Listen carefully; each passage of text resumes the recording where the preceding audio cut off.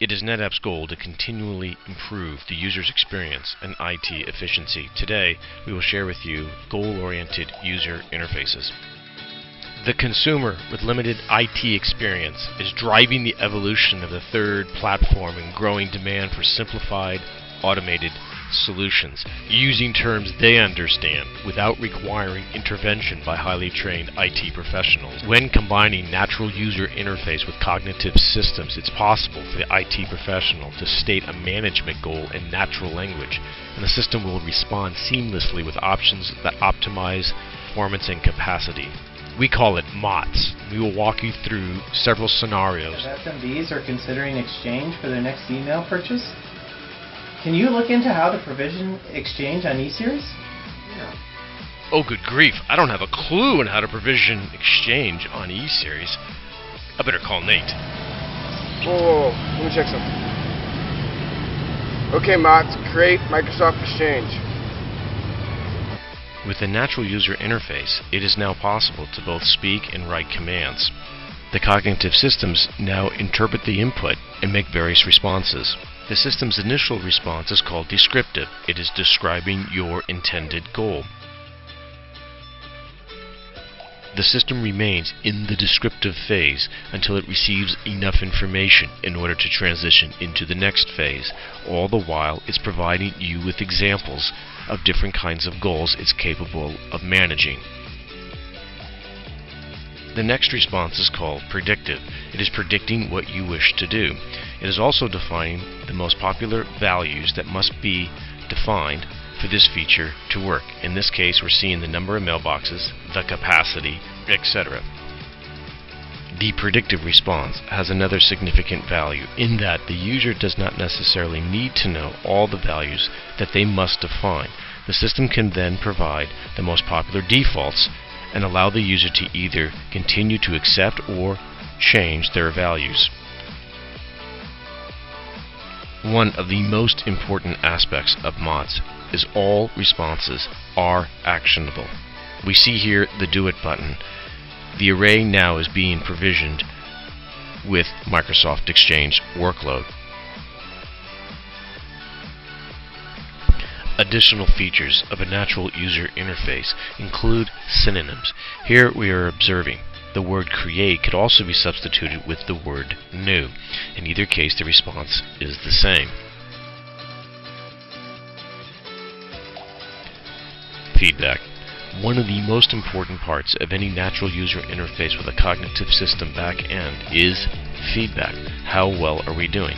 Here we're telling the system that we believe their response to my input was successful, and I'm giving it a 5-star rating. Side facets. Side facets are an opportunity for a feature to present alternative and popular values for various variables. It also can provide the opportunity to share additional features that are related. A customer has called support stating that their applications have been running slowly today. I am going to check to see if the storage array is a problem by looking at the volume latencies for the past 8 hours. I will use the SAM UI to do this.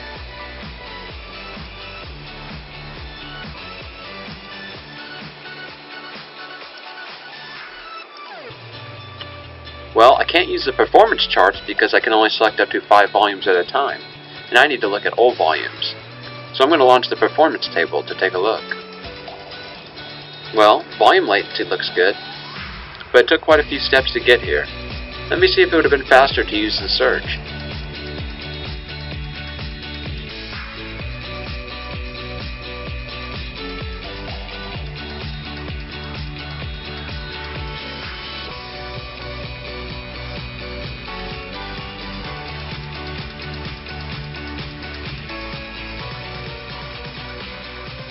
In the future, I can just go straight here from the search instead of navigating the UI.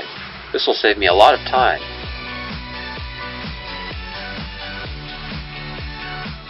The boss wants to try the newest version of the main app my company depends on for research data. We can't afford any lost productivity if something goes wrong.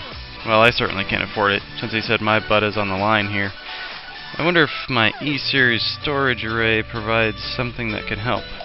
Could I restore our data if something goes wrong with the upgrade? I'll just try Centricity System Manager first and see what I can find. Here is an example of a person typing in a goal and the system is responding with actual features using intuitive feature names.